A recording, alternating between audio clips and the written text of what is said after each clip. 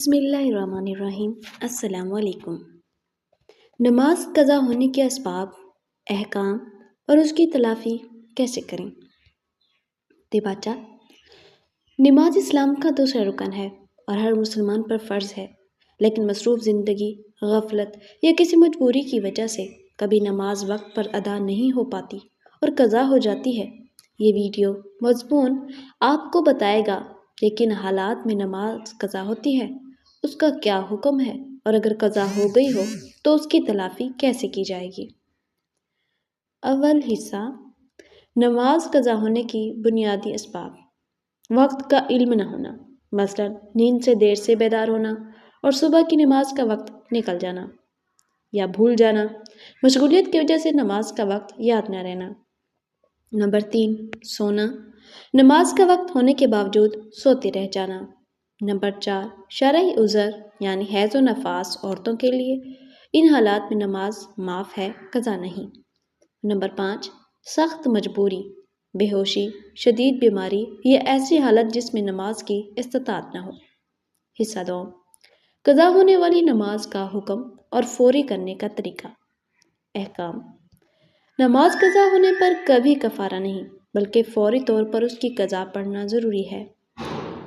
ताहम जानबूझकर नमाज छोड़ना बहुत बड़ा गुनाह है। तरतीब अहम, सबसे पहले जो नमाज छोटी हो उसे पढ़ें।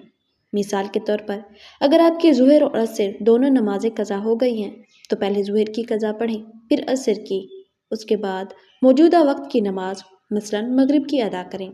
नियत का तरीका, मैंने ज़ुहर की 4 रकत नमाज क़ज़ा पढ़नी है, जैसी नियत कर लें। हिस्सा 3, लंबे अरसे की क़ज़ा हुई नमाजों का हिसाब और तलाफ़ी। ये वो हिस्सा है जहाँ सबसे ज़्यादा सवालात होते हैं। हिसाब लगाना, अपने ऊपर क़ज़ा नमाजों की तादाद मालूम करने की कोशिश करें। अगर सही तादाद याद ना हो तो अंदाज़ा लगाएं और नियत कर लें कि मैंने इतने दिनों की क़ज़ा नमाजें अदा करनी हैं। तलाफ़ी का अमली तरीका, बेहतरीन मशवरा, रोज़ाना 1 या 2 क़ज़ा नमाज़ें पढ़ें। फ़र्ज़ नमाजों के फ़ौरन बाद या किसी फ़ारिग वक्त में तहज्जुद या नफल नमाजों के साथ मिला लें। रात को तहज्जुद पढ़ते वक्त 1 या 2 क़ज़ा नमाज़ें भी पढ़ लें। मुस्तकिल मामूल बना लें। ये अमल इतना आसान बनाएं कि आप कभी ना छोड़ें। थोड़ा थोड़ा करके आप तमाम क़ज़ा नमाज़ें अदा कर सकते हैं। तौबा व इस्तिग़फ़ार, सबसे अहम बात यह है कि सच्ची तौबा करनी चाहिए। सच्ची तौबा करना और मुस्तक़बिल में नमाज़ों को बर वक्त अदा करने का अज़्म करना। हिस्सा 4, आम पूछे जाने वाले सवालात। क्या क़ज़ा नमाजों के लिए अज़ान और अकामत कहनी ज़रूरी है।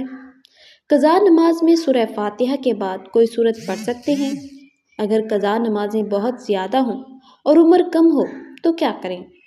क्या औरत हैज़ के बाद छूटी हुई नमाजें पढ़ेगी।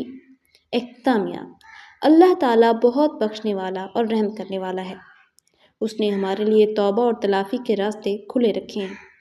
हिम्मत न हारें, अपनी इस्तिताअत के मुताबिक तलाफ़ी का सिलसिला शुरू कर दें और मुस्तक़बिल में नमाज की पाबंदी को अपने